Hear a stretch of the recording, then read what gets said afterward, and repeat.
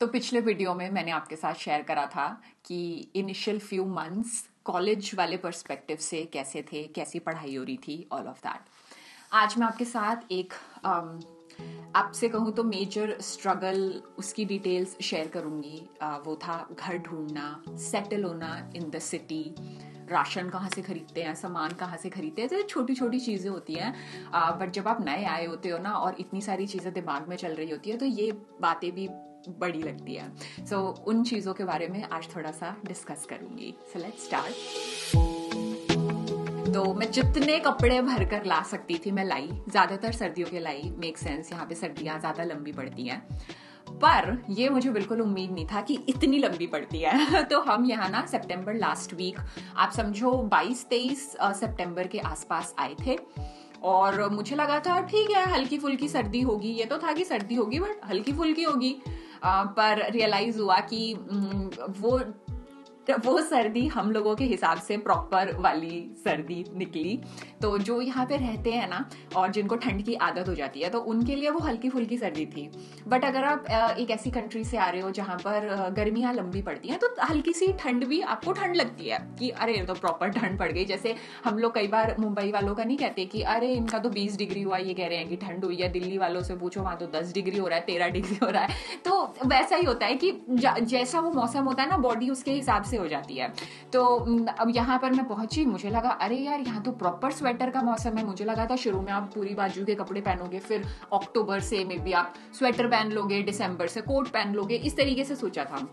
पर बिल्कुल भी नहीं आई और प्रॉपर स्वेटर निकल गए। बल्कि मुझे याद है पहले दिन मैं बड़ी एक्साइटेड थी तो मैंने अपनी ज़ारा की वो पेल पिंक लेदर टॉप आपने कई बार देखी होगी वो पहनी और बड़ी खुश थी मैं। बट वही जब उसके बाद मैं वापस पहुंची घर मुझे रियलाइज हुआ नहीं बाबा इसमें तो ठंड लगेगी। तो अगले दिन मैं प्रॉपर हाई नेक वाला स्वेटर और वो ग्रे स्कर्ट पहनकर घूम रही थी और उसमें भी मेरे जूते और स्कर्ट के बीच में जो थोड़ी सी स्किन दिख रही थी ना, आप विश्वास नहीं मानोगे मुझे उसमें भी ठंड लग रही थी। तो बचपन में ऐसा नहीं होता कि मम्मी कहती हैं अरे बाहर मौसम खराब हो रहा है जाके बालकनी से कपड़े उतार लाओ। तो क्या होता है बेसिकली क्लाउडी हो जाता है, थोड़ा ऐसे लगता है बारिश होने वाली होती है। नाउ इमेजिन आप एक ऐसी सिटी में शिफ्ट हो गए हो, एक ऐसी कंट्री में आ गए हो जहाँ पर रोज ऐसा मौसम होता है। यहाँ पर रोज ऐसा मौसम होता है। तो यहाँ पर हमेशा ज्यादातर एक क्लाउडी वाला माहौल होता है कि बस बादल आया हुआ है, बारिश भी हो सकती है, कभी बादल छट जाएंगे तो थोड़ी धूप निकल सकती है, पर ज्यादातर हमेशा बादल रहते हैं और वो कपड़े बालकनी से उतार लो वाला मौसम सारे टाइम रहता है। और पता है शुरू शुरू में क्या होता है जब आप एज अ टूरिस्ट आते हो या कुछ दिनों के लिए आते हो आप इन चीज़ों को नोटिस नहीं करते। पर जब आप लंबे टाइम के लिए रहने लगते हो ना तो फिर एज समवन जिसको सूरज देखने की आदत है, मैं तो सुबह सूरज को जल चढ़ाती थी ना, उस टाइप की अपब्रिंगिंग है। तो आपको ना कहीं लगता है अरे आज सूरज नहीं आया, आज सूरज नहीं आया, सूरज कब आएगा। तो that kind of starts hitting you. तो हमारा प्लान ये था कि हम इंडिया से एयरबीएनबी बुक कर आए थे और सोचा था कि 20 दिन का कुछ एयरबीएनबी बुक करा था कि 20 दिन में घर फाइनल हो जाएगा, ऑल ऑफ दैट। तो उस हिसाब से बुकिंग कर ली। एक चीज़ अच्छी थी कि हमारी होस्ट बहुत अच्छी थी एयरबीएनबी की। FYI आप कभी भी लंदन आए, आप एयरबीएनबी लेना चाहते हैं तो आप ज़रूर चेक करें, because I personally love the location और होस्ट तो है ही बहुत amazing.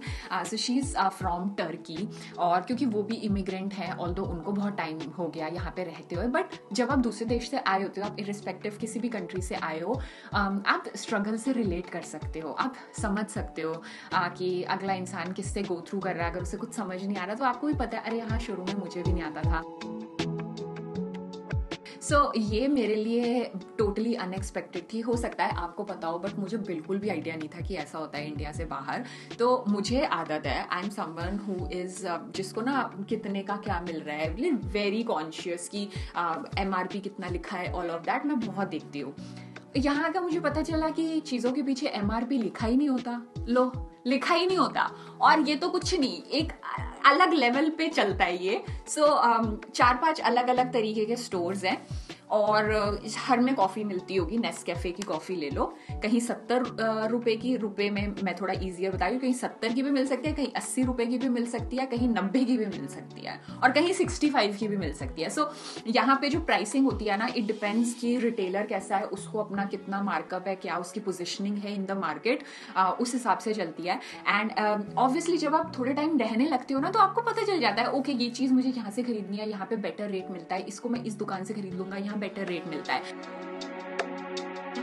That is the student discount. Although कुछ लोग कहेंगे अरे यार 10% ही तो स्टूडेंट डिस्काउंट मिलता है, 15% कुछ खास नहीं होता। बट हर बार जब आपको लगे ना अरे 5 पाउंड का भी डिस्काउंट मिल रहा है, अपने लिए तो 500 रुपए है ना, तो दैट इज समथिंग जिसका मैं पूरा फायदा उठाती थी। Now let's get back to the Airbnb discussion। तो शुरू में तो obviously हम Airbnb में रह रहे थे, और अपना प्रॉपर जो घर का खाना होता है ना, दाल रोटी सब्जी या खिचड़ी कह लो, वो भी नहीं बना पा रहे थे, क्योंकि ऐसा होता था कि अभी तो Airbnb में रह रहे हैं तो कितना राशन खरीदे, ऐसे ही कुछ बना लेते हैं। और दूसरा क्या होता है, कुकर पैक लाई थी मैं, तो मिक्सी भी लाई थी, मिक्सी भी पैक करके लाई थी, तो था कि खोलना नहीं है, अरे नहीं बबल रैप से अभी नहीं निकालेंगे, फिर शिफ्ट होना हो, पता नहीं टूट जाए, ये हो, नहीं खोला। तो क्या हुआ, ज्यादातर ना हम लोग दूध और म्यूसली, दूध में म्यूसली डाली वैसे खा ले, दूध में कॉर्नफ्लेक्स व्हाटएवर डाला खा लिया। तो ना एक पॉइंट के बाद ना क्या हुआ, ऐसा लगे पेट तो भरा है पर भूख लग रही है। एंड मुझे ना समझना है कि अभी खाना खाए पर ये भूख कैसी लग रही है। एंड देन आई रियलाइज्ड कि वो ना क्रेविंग थी ऑफ घर का खाना, ऑफ जिसे हम कहें इंडियन फूड, जो दाल चावल है या जो भी है, सब्जी रोटी है। एंड वो कहीं ना कहीं होने लग गई ड्यूरिंग द Airbnb स्टे। और फिर मैंने सोचा नहीं था, क्योंकि जब मैं इंडिया से आई थी ना, तो मुझे लगा था कि अरे वहाँ पे इंडियन रेस्टोरेंट में थोड़ी खाना खाएंगे, वहाँ तो और तरीके की क्यूजीन्स ट्राई करेंगे, इंडियन तो हम घर में बना लेते हैं। But I think with in like the first 15 days हम इंडियन रेस्टोरेंट भी हो आए, हमने खा भी आया। एक हमने शायद दाल मखनी बनाई थी, पिंडी छोले मंगाए थे, कुछ तो मंगाया था, और वो भी शुरू के 15 दिन में वो भी हो गया। पर जब इनफ्लक्स ऑफ स्टूडेंट होता है every year in the month of September, जब नया सेशन शुरू होता है, तो सडनली एक तो घर ढूंढना बड़ा डिफिकल्ट हो जाता है और प्राइसेस भी बढ़ जाते हैं। वैभव के सर पे था घर ढूंढने का काम। कई बार होता था कि मैं कॉलेज में होती थी तो वैभव को अकेले ही जाके देखना पड़ता था घर कैसा है, ये है वो है। तो बेसिकली आप एक, जैसे इंडिया में होता है हमारे वहाँ पे कि वेबसाइट पे देखा, और फिर हम तो ब्रोकर को कनेक्ट करते हैं कि हाँ हमें ये घर देखना है, तो फिर वो बुलाते हैं कि घर देख लो। बट एक फ़र्क होता है कि हमारे यहाँ पर क्या होता है कि मे बी मुंबई में डिफरेंट हो, बट दिल्ली या नोएडा में जब हम घर देखते थे तो ऐसा होता था कि आपने बस ब्रोकर को बोल दिया, वो आपको फोन करके कहता था यहाँ घर अवेलेबल है, ये देखने आ जाओ यहाँ, तो ब्रोकर ही आपके पीछे पढ़ के अपनी डील क्लोज कराता था। बट यहाँ पे ऐसा नहीं है, यहाँ पे क्योंकि शॉर्टेज है घरों की और लोग ज्यादा है, तो आपको ब्रोकर के पीछे पड़ना पड़ता है कि हाँ हमने वो घर देखा था, आपने बताया नहीं उस पर क्या रहा, हाँ हुई या ना हुई। दूसरा क्या है कि क्योंकि जैसे एक घर है उस पर 8 से 10 लोग अप्लाई कर रहे हैं कि हमें भी लेना है, हमें भी लेना है, हमें भी लेना है, तो जब उनको सेलेक्ट करना है वो प्रेफरेबली उनको सेलेक्ट करेंगे जो ज्यादा बेटर कमाते हैं या अच्छी नौकरियों में हैं, ऐसे ब्रांड्स के साथ काम करते हैं जो ग्लोबल हैं या व्हाटएवर।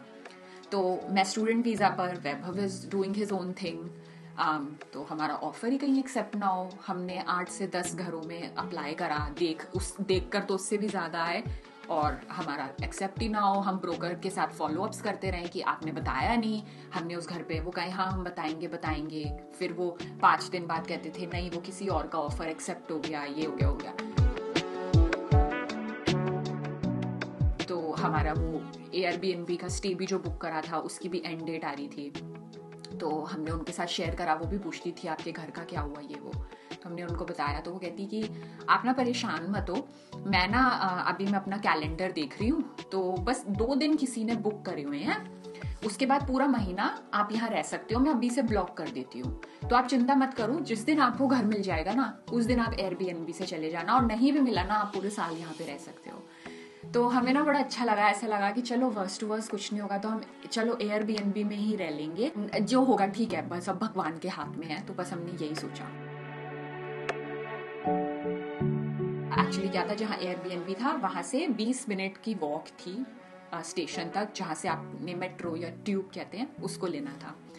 तो सुबह जल्दबाजी है, ठीक है बस ले लेते हैं, 5 मिनट में पहुंच जाएंगे और जल्दी। तो मैं बस में चढ़ गई कि ये बस जाती है स्टेशन, चेक करा गूगल मैप पे, हाँ जाती है। और वहाँ मैं सोचूं अरे स्टेशन तो 5 मिनट में आ जाता था, अभी तक आया क्यों नहीं, स्टेशन कहाँ चला गया, राइट में तो दिखा ही नहीं, इधर ही दिखता था स्टेशन। और मैंने मुड़ के देखा पूरी बस खाली, पूरी बस खाली, बस मेरे साथ में इस साइड 2 लड़कियां बैठी। मैंने कहा ये क्या हुआ, बस के में तो बहुत सारे लोग थे, कहाँ उधर गए। मैंने उन 2 लड़कियों से बोला, मैंने कहा कि मुझे ना स्टेशन उतरना था, रिचमंड स्टेशन, बट वो तो दिखा ही नहीं, आया ही नहीं रास्ते में, कहाँ रह गया वो। तो उन्होंने गूगल मैप पे चेक करा, उन्होंने बोला तो पीछे निकल गया, आप उतरे ही नहीं। मैंने कहा अरे मेरे को तो दिखाई नहीं दिया। फिर मैंने कहा चलो नेक्स्ट कोई आएगा वो बता दो, वहां उतर जाऊंगी। तो वो कहते आगे कोई स्टेशन नहीं है। मैंने कहा क्या, वो कहती उतरो, दूसरी साइड जाओ, वापस जाओ और स्टेशन के लिए वहीं जाना पड़ेगा। हैरान परेशान कॉलेज जा रही थी, ऑलरेडी लेट, तो रोड क्रॉस करी, दूसरी साइड के बस स्टॉप पे खड़ी हुई। उस दिन मेरे को समझ आया कि ये बस जैसे ये स्टेशन है तो स्टेशन के साथ ना कट है राइट हैंड, ये राइट हैंड पे मुड़ जाती है। तो जिनको पता था कि ये स्टेशन से पहले एक राइट ले लेती है वो उस बस स्टॉप पे उधर गए, और मुझे तो पता नहीं था कि ये बस वैसे जाती है, तो मैं बैठी रह गई। दैट्स व्हेन आई रियलाइज्ड, अच्छा ठीक है। हैरान परेशान आधे घंटे बाद मैं लेट पहुंची कॉलेज। फिर मैंने वैभव को कॉल किया कि वैभव अरे तुम्हें पता है आज ना मैं खो गई थी, और ना एक बस थी वो स्टेशन से पहले ही मुड़ जाती है, गूगल मैप पे तो मेरे को समझ नहीं आया था, उसमें तो आ रहा था कि स्टेशन जाती है। तो फिर क्या हुआ, इवनिंग में when I return from college, Vaibhav आया हुआ था स्टेशन कि मुझे लगा तुम परेशान होगी तो मैं आज लेने आ गया स्टेशन। एंड आई सेड कि तो वैभव तुम्हें एक बात बताऊं कि जहाँ पे मैं खोई थी ना, जहाँ पे बस ले गई थी मुझे ना वो एरिया बहुत सुंदर लगा, मुझे ऐसा लगा कि हमें ना वहाँ पे भी घर ढूंढना चाहिए।